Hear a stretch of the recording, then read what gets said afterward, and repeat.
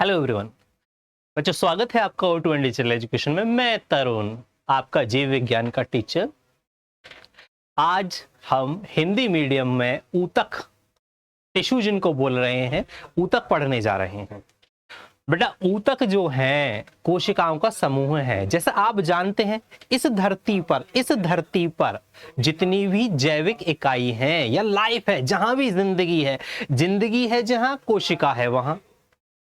और जो कोशिकाएं हैं वो वास्तव में जो जैविक पदार्थ हैं उनसे ही मिलकर बनी हुई हैं। और बहुत सारी कोशिकाएं मिलकर क्या बनाती हैं? आगे ऊतक बनाती हैं, ऊतक अंग बनाते हैं, अंग तंत्र बनाते हैं, और अंग तंत्र मिलकर एक शरीर, सिस्टम, क्या बनाते हैं? बॉडी का सिस्टम बनाते हैं, है ना। पूरी बॉडी बनती है इन सिस्टमों से मिलके।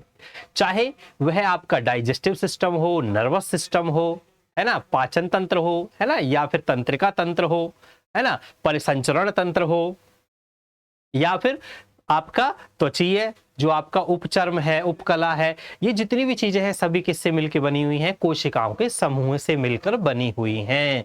बेटा, बात करेंगे आज हम स्पेशल ऊतक कि भाई जो ऊतक है वास्तव में ऊतक है क्या। बेटा, ऊतक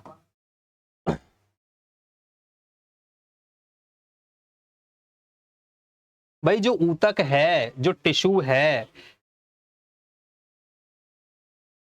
बेटा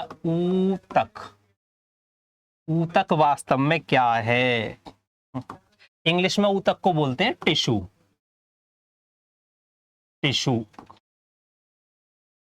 कहने का मतलब यह है कि जो कोशिकाएं हैं, कोशिकाओं का वह समूह जो एक विशेष कार्य को करता है। कोशिकाओं का वह समूह जो कार्य वह संरचना की दृष्टि से समान हो। भाई, कार्य और जिसका काम एक हो, स्ट्रक्चर या संरचना भी एक हो, वही ऊतक है। कोशिकाओं का समूह,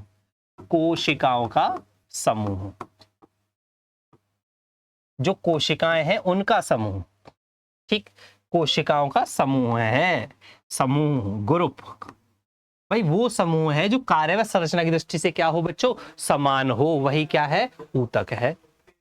बेटा, पौधों के अंदर, जंतुओं के अंदर अलग अलग प्रकार के ऊतक होते हैं। जंतुओं के ऊतक अलग हैं, पौधों के ऊतक अलग हैं। तो सबसे पहले हम बात करेंगे पौधों की, क्योंकि कोई भी जैव जो श्रृंखला है या कोई भी, अगर हम पारिस्थितिकी तंत्र की बात करें या जीवन की बात करें, तो सबसे पहले पौधे हैं जो भोजन का निर्माण करते हैं। उसके बाद और जीव हैं जो उस भोजन का उपभोग करते हैं, इस्तेमाल करते हैं। तो सबसे पहले हम ऊतक की बात करेंगे, पौधों के ऊतक की। तो पौधों के जो ऊतक हैं वो कितने प्रकार के हैं, है ना। जो पौधों के ऊतक हैं वो कितने प्रकार के हैं हम बात करेंगे। पादप, है ना, पादप या पादप ऊतक, पौधों के जो ऊतक हैं, टिश्यू हैं, वो कितने प्रकार के हैं? देखो, जैसे ही आपने देखा हो घर में आप चने भी जर्मिनेट, अंकुरित करवाते हो, है ना। चने हमने भिगो दिए, वो सुबह हम देखते हैं तो अंकुरित हो जाते हैं, 1 या 2 दिन बाद अंकुरित हो जाते हैं।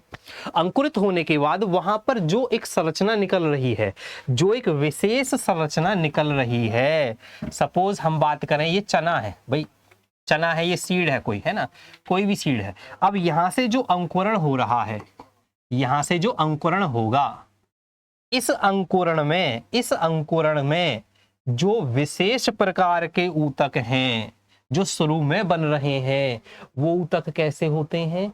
वो होते हैं विभाज्योतक। शुरू में विभाजन के द्वारा जो बन रहे हैं लगातार, ना ही इनमें जड़ है, न तना है, न पत्ती है, बस बीज है, अंकुरित हो गया है। भाई बीज है, अंकुरित हो गया। तो बेटा पहले बात करेंगे हम पादप ऊतक कितने प्रकार के हैं। मुख्यतः 2 प्रकार के हैं, देख लेते हैं। एक कौन से हैं? हमारे विभाज्योतक हैं, और दूसरे स्थायी हैं। ठीक है, चलिए एक बार देखते हैं कौन कौन से हैं। पादप ऊतक मुख्यतः क्या है? 2 हैं। विभाज्योतकी अर्थात जो विभाजन करने में सक्षम है, जो विभाजन कर सकते हैं, वही क्या है? विभाज्योतक है।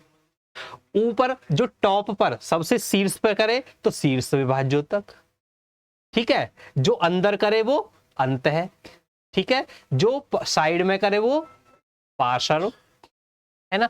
तो विभाज्योतक है 3 प्रकार के, है ना। अगर हम इसके संरचना को चित्र के द्वारा देखें तो इस तरीके से, है ना। शीर्षस्थ विभाज्योतक, भाई ऊपर वाले ये हैं, ये ऊपर की तरफ क्या करते हैं, ऊपर की तरफ ग्रो कर रहे होते हैं। बेटा अगर हम देखें यहाँ पर तो ऊपर के जो टिश्यूज हैं शीर्षस्थ, भाई ऊपर के जो ऊतक हैं शीर्ष पर, तो शीर्षस्थ हो गए, ठीक है। अंतर्विष्ट जो क्या करेंगे, लंबाई में वृद्धि करते हैं। इनकी वजह से आपने देखा ना गन्ना, भाई शुगर केन है भाई, और शुगर केन में क्या है या गन्ने के अंदर क्या है, बीच में इस तरीके की संरचना आपको देखने को मिलती है ना। तो जो ये संरचनाएं हैं इनके बीच में ये जो ग्रोथ हो रही है, जो वृद्धि हो रही है, इस वृद्धि के लिए जो ऊतक होते हैं वो कौन से हैं, अंतर्विष्ट। लंबाई में अंतर्विष्ट, चौड़ाई में पार्श्व, और ऊपर की जो तरफ बढ़ रहे हैं लगातार शीर्ष वाले शीर्षस्थ। आसान है, 3 तरीके के ऊतक है। ये अस्थाई हैं, कुछ समय के पश्चात ये क्या हो जाएंगे, स्थायी हो जाएंगे, कुछ समय के पश्चात। शुरू में आपने देखा है ना नर्सरी क्लास में सारे बच्चे ड्रेस में जाते हैं, सभी बिल्कुल एक जैसे दिखते हैं, बड़े बढ़िया। कुछ समय के पश्चात 8वीं या 10वीं में जब पहुंच जाते तो वो कुछ अलग अलग तरीके से सोच लेते हैं कि मुझे इधर इस लाइन में जाना है, मुझे ड्राइंग के फील्ड में जाना है, मुझे ये इंजीनियरिंग करनी है, मुझे इस तरीके का कार्य करना है, आर्किटेक्ट, किसी को एक्टर बनना है, किसी को डांसर बनना है, तो वो अलग अलग, किसी को नेता बनना है, किसी को पीसीएस बनना है, तो वो सब अलग अलग तरीके की स्ट्रीम में अलग तरीके के भागों में चले जाते हैं। ऐसे ही ऊतक शुरू में सभी एक ही प्रकार के होते हैं, और ये ऊतक अपने कार्य की हिसाब से या कार्य की दृष्टि से अलग अलग हो जाते हैं। अब अलग अलग होने के बाद क्या हो जाते हैं वो देखते हैं। स्थायी होने के बाद ये क्या प्रदर्शित करते हैं, ठीक है, तो वो जानेंगे अब हम। तो बेटा हमने सीखा कि जो विभाज्योतक हैं वो ये हैं, और ये ही विभाज्योतक कुछ समय के पश्चात जब स्थायी हो जाते हैं तो यही क्या बनाते हैं, स्थायी ऊतक बनाते हैं। अब कैसे है, टेम्परेरी है जी, बस ग्रो कर रहा है। आपने घर में चने भिगोए, आपने घर में दाल भिगोई, वो अंकुरित हो गई, अंकुरण के पश्चात उसमें कुछ दिख नहीं रहा है, बस सिर्फ अंकुरण दिख रहा है, अंकुर दिख रहा है बस। अब वो अंकुर परमानेंट होकर कुछ समय के पश्चात स्थायी होकर पत्ती बनाएगा, तना बनाएगा, फल बनाएगा, फूल बनाएगा, क्या बनाएगा नहीं पता। सभी शुरू में कैसे हैं, एक जैसे। तो उसके पश्चात आते हैं बच्चों स्थायी ऊतक, जो कि हैं सरल वाले और कुछ जटिल वाले। जो सरल वाले हैं वो सारी की सारी कोशिकाएं बिल्कुल एक ही जैसी होती हैं, उन कोशिकाओं के बीच में कुछ भी नहीं होता है, वो है सरल ऊतक। सरल में है क्लोरेन्काइमा, ठीक है, एरनकाइमा, जो एरनकाइमा है या फिर क्लोरेन्काइमा में पेरेन्काइमा और कोलेन्काइमा और स्क्लेरेन्काइमा, ये 3 ही मुख्यतः पढ़ते हैं। पहला पेरेन्काइमा, पहला पढ़ते हैं कौन सा बच्चों, पेरेन्काइमा। ये पत्ती के अंदर मिलने वाले स्मूथ, बिल्कुल बिल्कुल स्मूथ है ना, बिल्कुल कैसे हैं, स्मूथ और लचीले हैं। ये ऊतक कैसे हैं, लचीले। इनके अंदर क्या होता है, क्लोरोफिल या पर्णहरिम होता है ना, पर्णहरिम। पेरेन्काइमा में भी पर्णहरिम वाले जिनमें ज्यादा है क्लोरेन्काइमा, एरनकाइमा जिनके बीच में स्पेस है या थोड़ा बहुत जिनके बीच में रिक्त स्थान है, एरनकाइमा। तो बेटा पेरेन्काइमा है पत्ती के अंदर जो मिलते हैं, है ना। कोलेन्काइमा है जो पौधे को इलास्टिक, है ना, या फिर लचीला बनाते हैं। क्या बनाते हैं, पौधे को लचीला बनाते हैं। आपने देखा ना हवा आती है तो टहनियां हिलती रहती हैं, है ना। तो जो पत्ती है, पत्ती की जो आधी अर्ध ठोस चीजें हैं या अर्ध ठोस ऊतक जो हैं वो यही हैं, कोलेन्काइमा। स्क्लेरेन्काइमा ये मृत कोशिकाएं हैं, यहाँ प्रकाश संश्लेषण नहीं होता है, ये सजीव हैं, ये निर्जीव हैं। ये पौधे को क्या देती हैं, सपोर्ट, क्या करते हैं, पौधे को शक्ति, मजबूती प्रदान करते हैं। स्क्लेरेन्काइमा। तो बेटा पेरेन्काइमा यहाँ ये जीवित कोशिकाएं हैं, क्लोरोप्लास्ट होता है, पर्णहरिम होता है, प्रकाश संश्लेषण की क्रिया होती है, भोजन का निर्माण होता है। इसके अंदर भी भोजन का निर्माण होता है, लेकिन ये कैसे होते हैं, पूर्णतः ठोस नहीं होते हैं। स्क्लेरेन्काइमा है, ये मृत कोशिकाएं हैं। नारियल के ऊपर देखा आपने, तो नारियल तो जो नारियल के ऊपर रेशेदार स्ट्रक्चर है, रेशेदार जो संरचनाएं हैं, है ना, छीलते हैं नारियल को तो वो मृत कोशिकाएं हैं, स्क्लेरन काइमा होती हैं।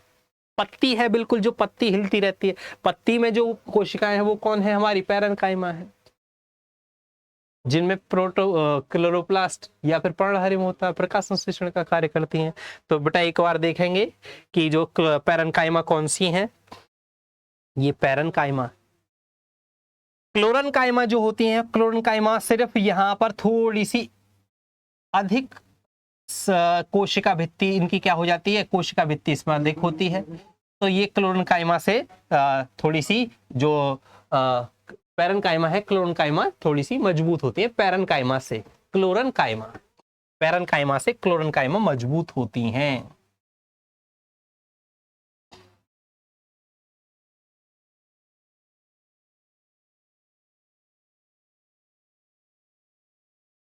अब ये जो पैरन काइमा है वो क्लोरन काइमा की तरह दिख रही है। पैरन काइमा है, सिंपल है बिल्कुल। क्लोरन काइमा की बात करेंगे तो वो थोड़ी सी अर्ध ठोस हो जाएंगी और इनकी जो कोशिका भित्ति है वो मजबूत होती।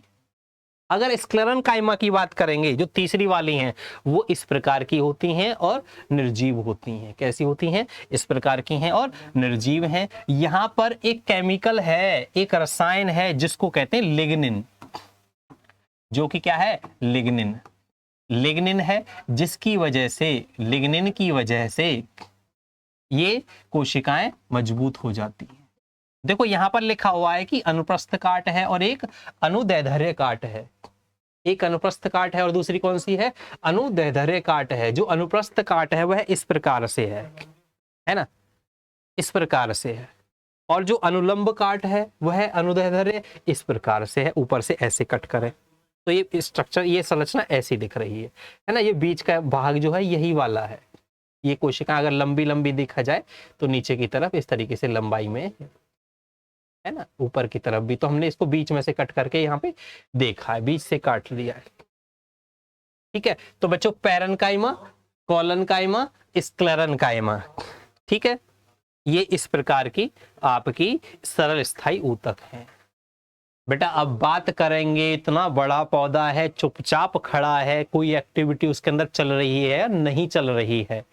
अगर एक्टिविटी नहीं चल रही है तो वो निर्जीव है, लेकिन सजीव है तो एक्टिविटी कोई ना कोई कार्य उसके अंदर चल रहा है। तो जो कोई कार्य उसके अंदर चल रहा है, कोई कार्य उसके अंदर चल रहा है, तो वो कार्य है इनके द्वारा होने वाला। वो कार्य किसके द्वारा होने वाला है, इनके द्वारा होने वाला है, फिलोएम और जाइलम। अगर हम जटिल ऊतकों की बात करें, स्थायी तो है, स्थायी तो है पर जटिल है, सरल नहीं है।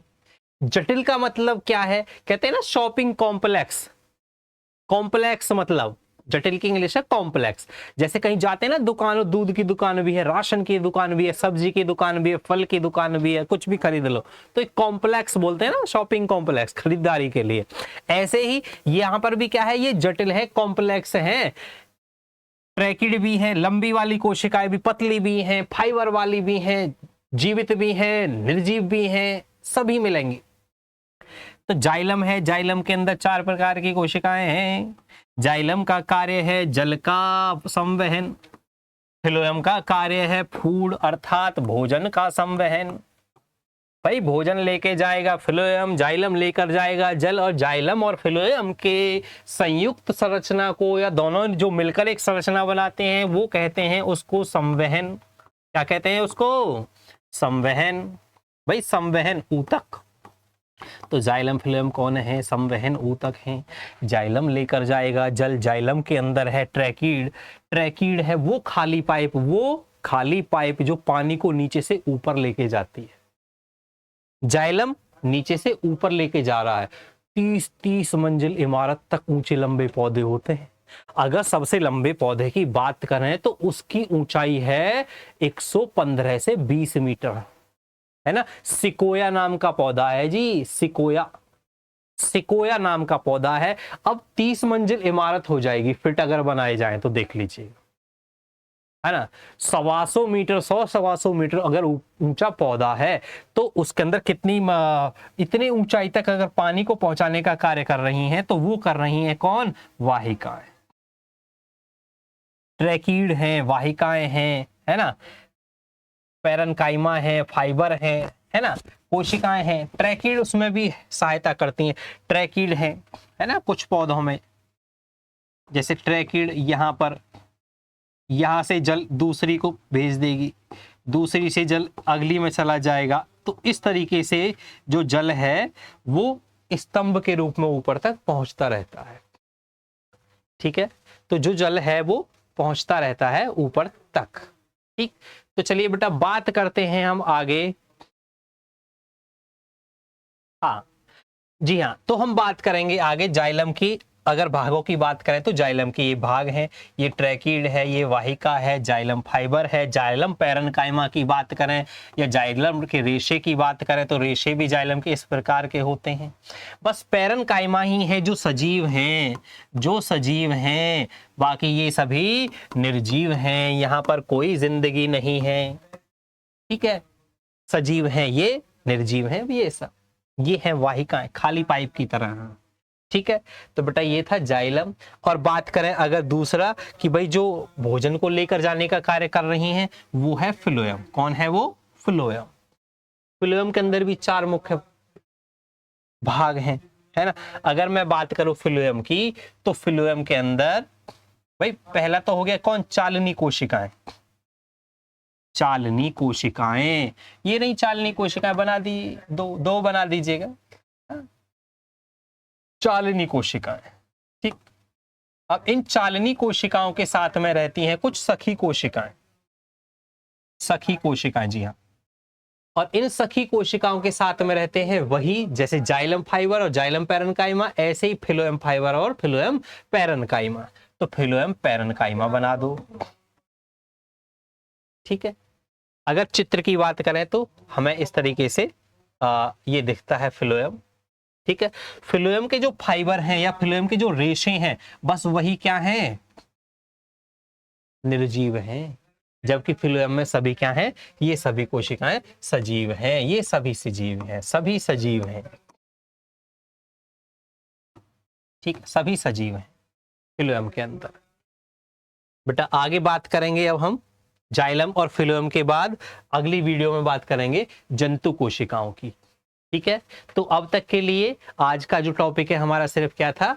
पादप कोशिकाएं। नेक्स्ट वीडियो में तैयार रहिएगा, पढ़ेंगे बहुत ही मजेदार और खुद अपने जीवन के ऊतक जो हैं जंतु ऊतक। धन्यवाद।